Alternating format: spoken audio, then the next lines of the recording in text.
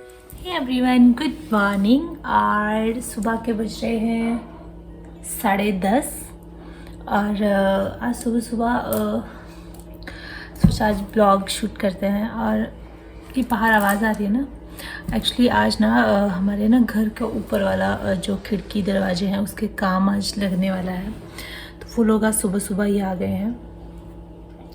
तो सुबह सुबह वो लोग काम करेंगे। अभी खिड़की दरवाजे वगैरह वो बनेंगे, काफ़ी टाइम लगेगा उसको। तो आज ना थोड़ा मूड अपसेट है।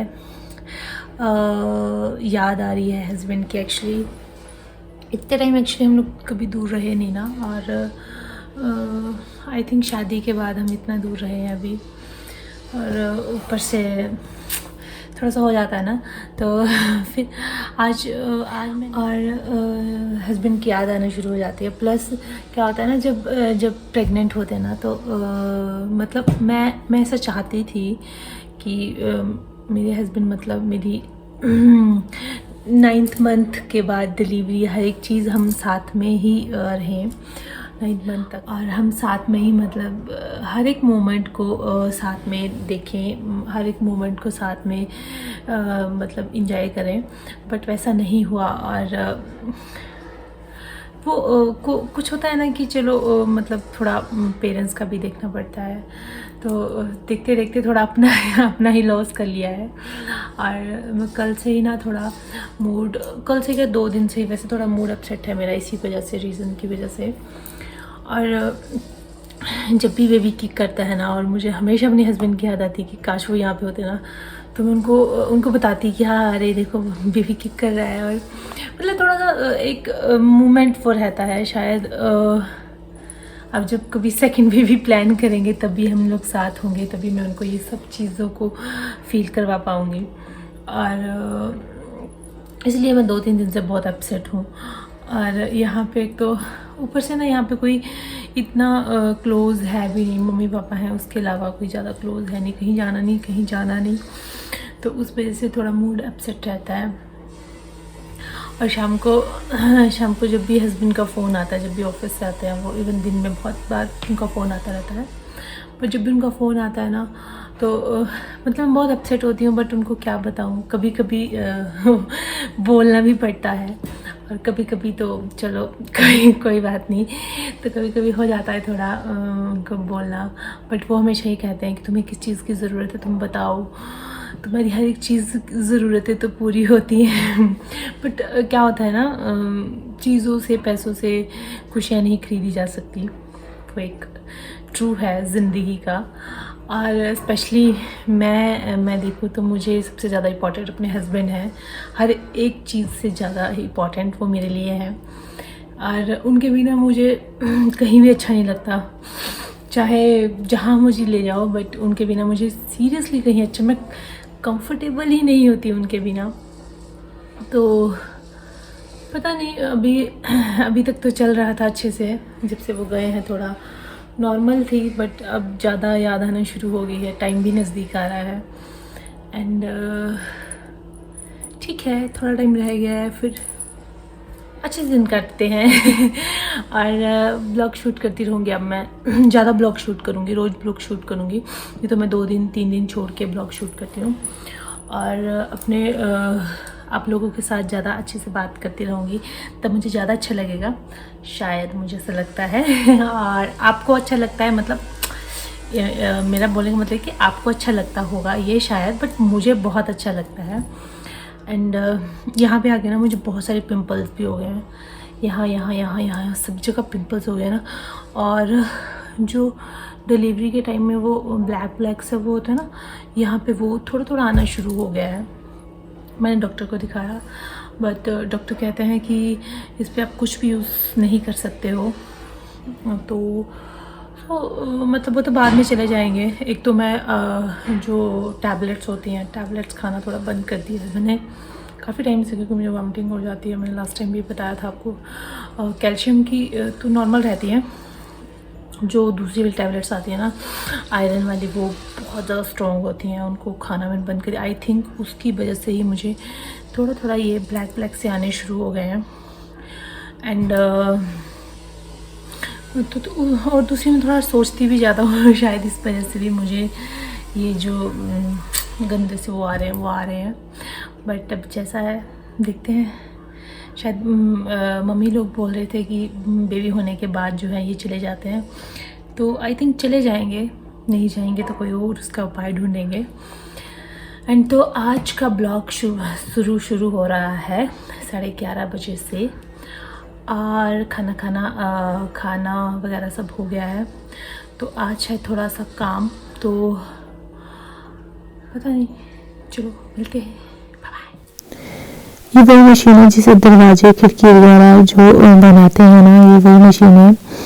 और हमने काफ़ी ज़्यादा लकड़ी खरीदी थी और उसके साथ मतलब यहाँ पे घर पे ही दरवाजे और खिड़की बना रहे हैं।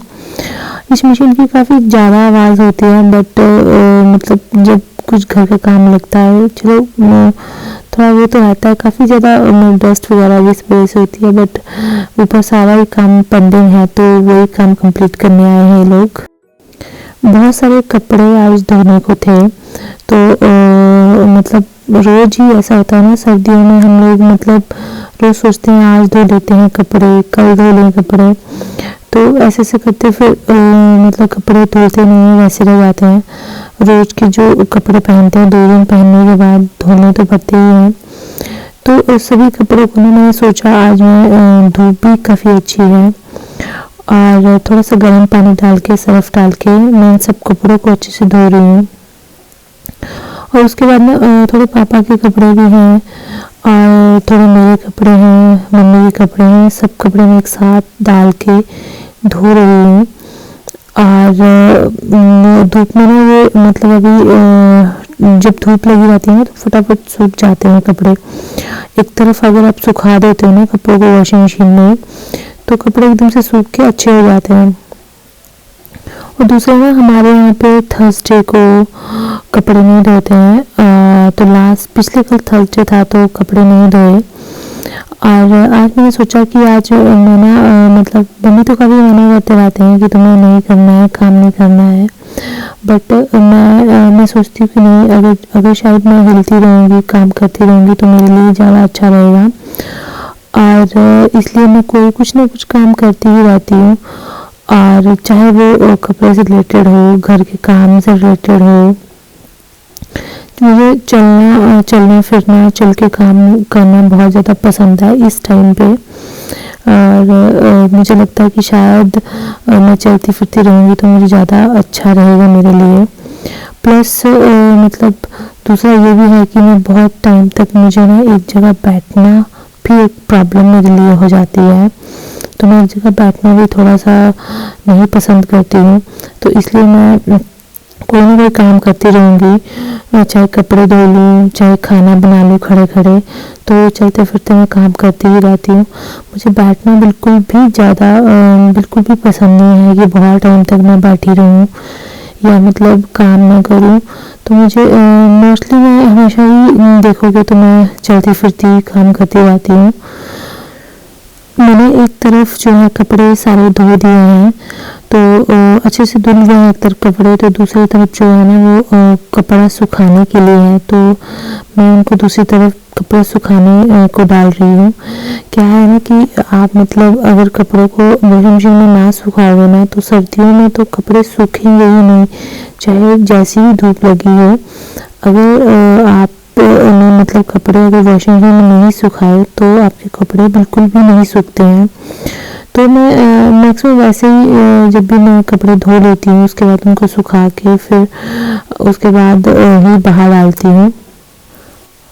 सब लोग कहते हैं कि मतलब इस टाइम पे काम करना नहीं चाहिए, आराम करना चाहिए, बट मुझे ऐसा लगता है कि अगर आप इस टाइम पे अगर आप 4th और 5th मंथ से आगे हो गया है आपका मतलब टाइम, तो आप इस अपनी प्रेगनेंसी जर्नी में मतलब 5th मंथ के बाद जितना आप काम करोगे, मैं ज़्यादा ये काम नहीं बोलती हूँ कि उठना बैठना ये वाला काम नहीं, नॉर्मली चलने फिरने वाला जितना काम आप करोगे ना उतना ही आपकी बॉडी अच्छी रहेगी। और प्लस आपको जो है आपकी बॉडी बहुत फिट रहेगी। तो मेरे को ऐसा लगता है कि इस टाइम पे आपको थोड़ा बहुत काम करते ही रहना चाहिए। अगर आप एक जगह बैठ गए तो आपके बॉडी उस अकॉर्डिंग सही नहीं रहेगी। तो मैं मोस्टली इसलिए मैं हर सबको सजेस्ट करना चाहती हूँ कि जो भी नॉर्मल जो है, जिनको डॉक्टर्स बोलते हैं बिल्कुल नॉर्मल है, वो नॉर्मली ये सब काम घर पे कर सकते हैं और ज़रूरी भी होता है ये काम करना। आप खुद को बहुत अच्छे से फिट रख सकते हो घर का ही नॉर्मल काम करके। ज़रूरी नहीं है कि आपको वॉक करनी है, और इस सब से बेटर है कि आप घर का नॉर्मली धीरे धीरे चलते चलते आप ये काम करते रहें, आप बिल्कुल फिट रहेंगे।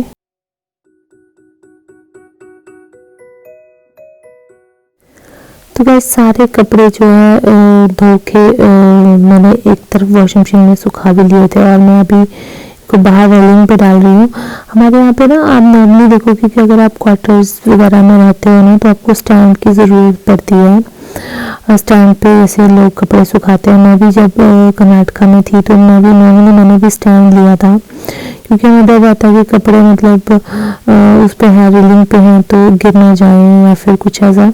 बट यहाँ पे हमारे नॉर्मली सभी घरों में आप देखोगे ना, या तो इस तरह की रेलिंग लगी होगी जिस पे आप आराम से कपड़े सुखा सकते हो, और या फिर मतलब घर के आसपास ऐसी तार लगी होगी जिससे आप बहुत अच्छे से कपड़े सुखा सकते हो। यहाँ पे ना स्टैंड वगैरह की ज़रूरत नहीं पड़ती, स्टैंड वगैरह की बिल्कुल भी ज़रूरत नहीं पड़ती। कपड़े मतलब यहाँ पे जितनी भी रेलिंग्स होती है सब जगह डाल दो, हर जगह इतनी अच्छी धूप आती है कि आप मतलब कपड़े आपके बहुत अच्छे से सूख जाएंगे।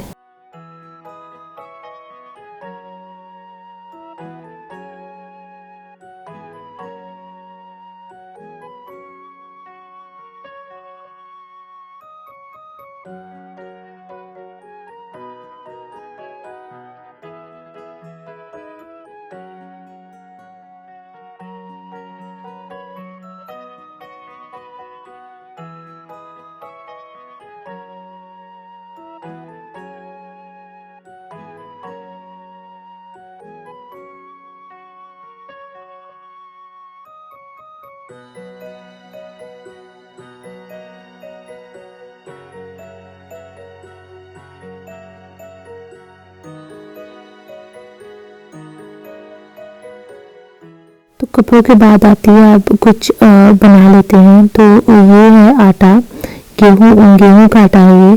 तो मैं आपको उसको एक रेसिपी भी बताने वाली हूँ। तो मैंने इसमें 2 जो है चीनी डाली है, और चीनी के साथ मैंने पानी मिक्स कर दिया है। ये मोस्टली ये डोसे की तरह बनता है, बट इसको हमारे यहाँ थेपला बोलते हैं। तो मुझे भूख लगी थी तो मैंने सोचा मैं फटाफट मतलब यही बना लेती हूँ। तो अब ये खाओगे ना, ये आप नॉर्मली ब्रेकफास्ट में भी बना सकते हो, या फिर मतलब जल्दी जल्दी आपको जब भी भूख लगे ना, तो आप ये फटाफट से मतलब डोसे की तरह इसको मिक्स किया और फटाफट बना लिया। तो इसको ना बिल्कुल आपने ना ज़्यादा पतला और ना ज़्यादा मोटा करना है, और पानी डाल के उसको अच्छे से ना फेंट लेना है। मतलब बिल्कुल ही इसको थोड़ा गाढ़ा से, इसमें लम्स नहीं आने चाहिए। उस तरह से इसको ना अच्छे से आप लोग जो है मिला लोगे। काफ़ी टाइम तक उसको मिलाते रहना है ताकि इसमें एक भी लम्स ना रहे।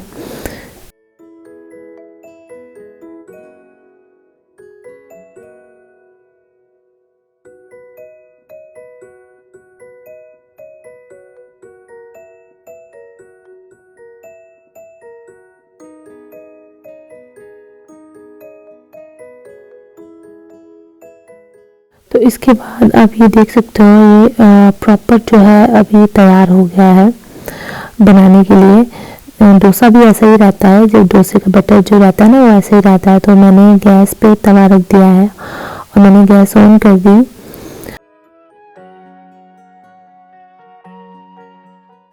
और जैसे ही आप देखोगे ना कि तवा जो है वो गर्म हो गया है, तो वैसे हमने जो ये बैटर बनाया है वो उसमें डाल देंगे।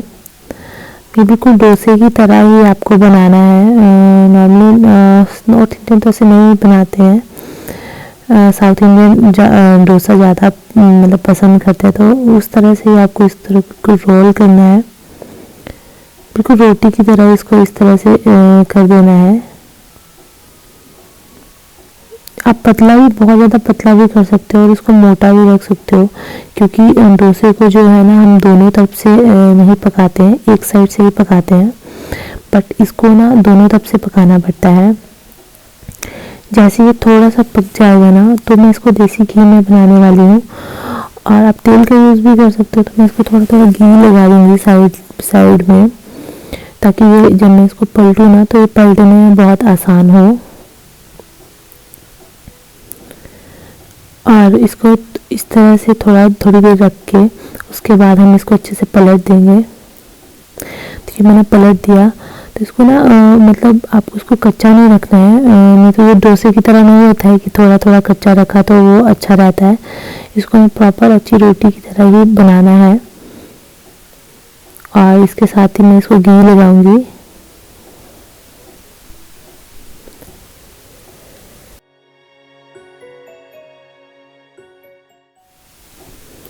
तो इसको पलट देते हैं अब हम, और जब हम इसको पलटेंगे ना तो इस तरफ से ये कच्चा है, ये दिख रहा है ना वैसे जो नॉर्मल जैसे रोटी होती है कच्ची, उस तरह से कच्चा है। तो इसको इस तरह से, इस तरफ को हमें अच्छे से पका लेना है इसे, तो फिर से पलटना पड़ेगा और थोड़ी देर तक इसको हम पका लेंगे। जब तक थोड़ा सा क्रिस्पी ना हो जाए ना तब तक ये अच्छा नहीं लगता है। तो एक पलटे में तो देखो जो ये है बिल्कुल तैयार ये हो गया है अब, और इसको हम प्लेट में निकाल लेते हैं। तो प्लेट में निकालने के बाद ना सेम प्रोसेस में जैसे हमने पहले वाला डोसा नहीं सॉरी थेपला बनाया, उसी तरह से हम ये भी इसको भी इसी तरह से बना लेंगे। बस इसको आटे को डाल के और उसके बाद इसको रोटी की तरह हाथ से गोल कर लेना है।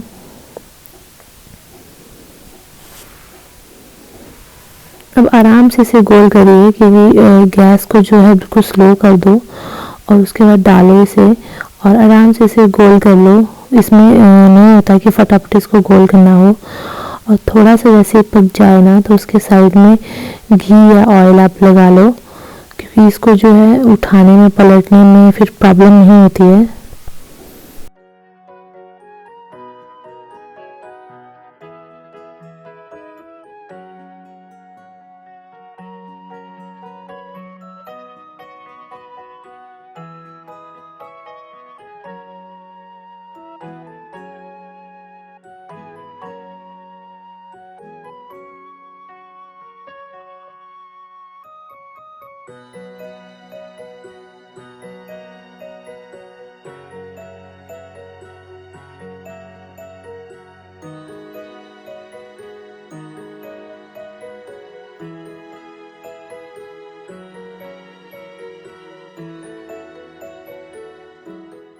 तो सेम दूसरा वाला जो थेपला था ना वो भी सेम उसी प्रोसेस से बन गया है, और उसी तरह से घी लगा के आप कम या ज़्यादा घी का इसमें यूज़ कर सकते हो। ज़रूरी नहीं है कि आपको बहुत ज़्यादा ऑयली इसको बनाना है, अपने अकॉर्डिंग आप इसमें थोड़ा थोड़ा घी लगा के फिर भी इसको रोटी की तरह बना सकते हो, ब्रेकफास्ट में खा सकते हो।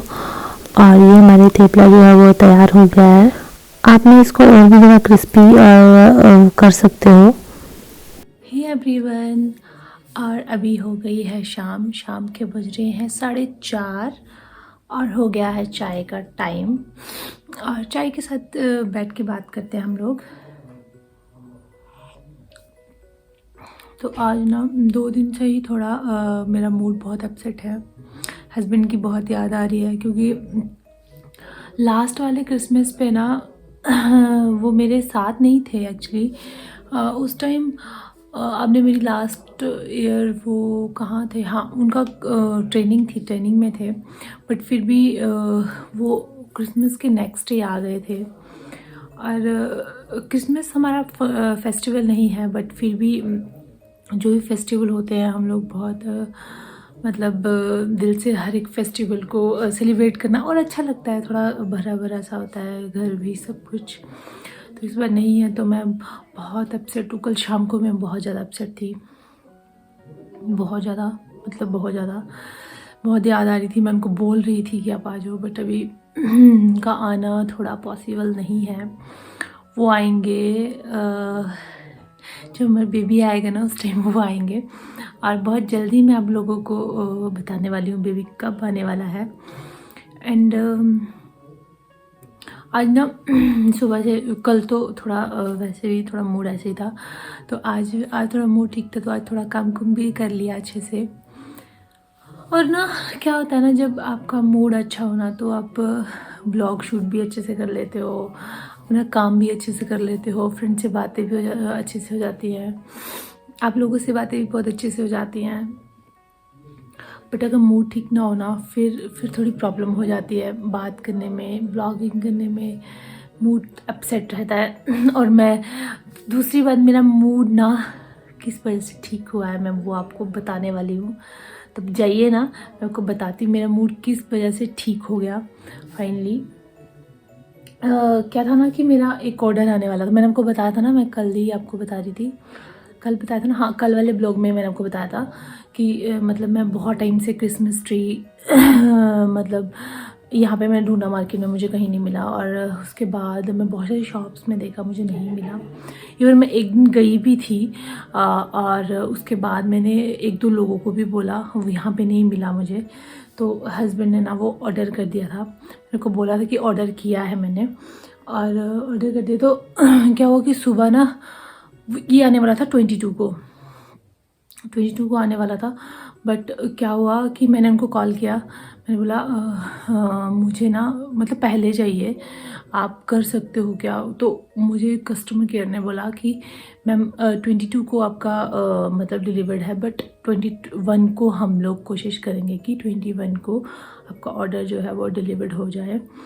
बट आज जब मुझे फ़ोन आया और मैं बहुत खुश हो गई, मैंने बोला अरे वाह ऑर्डर आया है मेरा। फिर जब अभी मैंने ओपन नहीं किया, मैं आप लोगों के सामने ही ओपन करने वाली हूँ।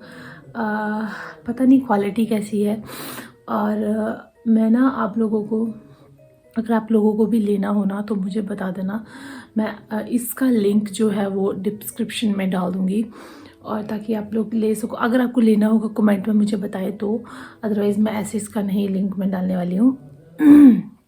तो मैं आपको ओपन करके दिखाती हूँ, एक सेकेंड।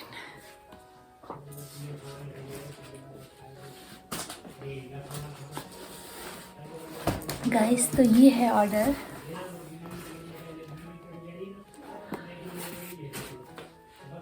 ये ऑर्डर, तो मैं भी ओपन करती हूँ। ओपन करने के लिए से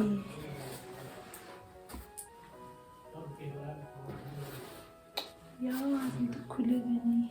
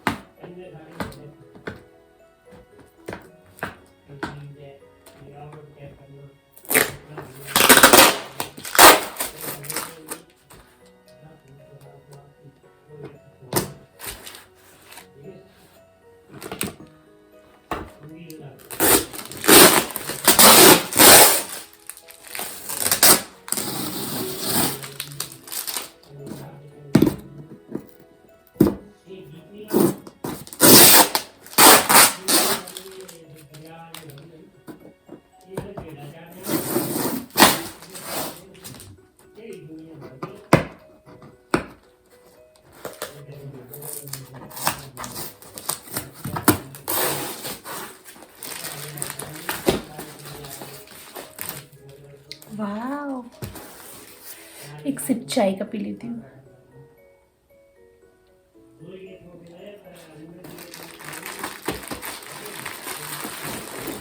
Merry Christmas।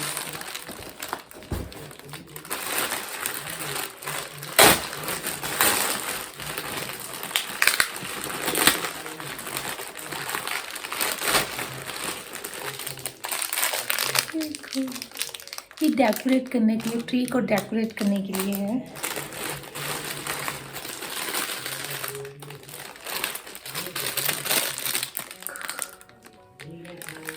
वाओ, ये कैप है, क्रिसमस कैप।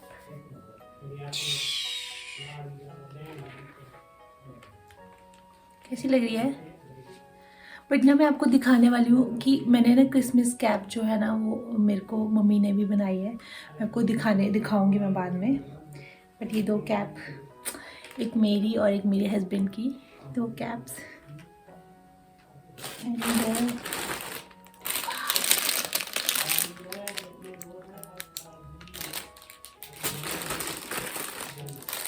वाह, ये देखो ड्रम है, ये drum.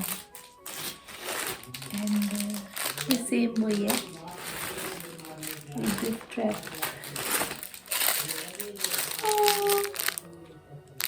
So cute.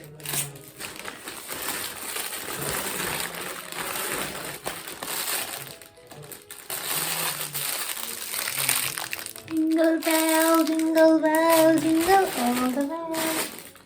Wow. So cute.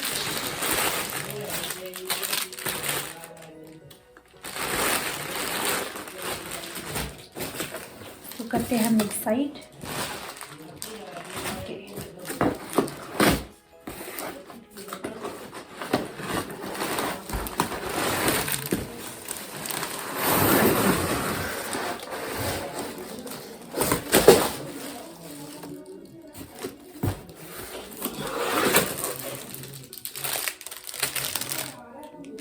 Merry Christmas, Merry Christmas.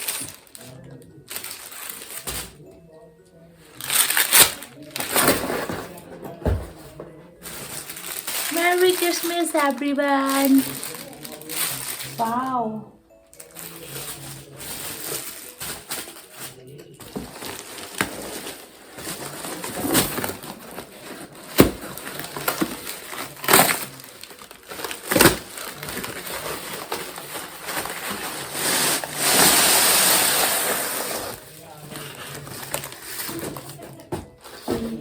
Christmas tree.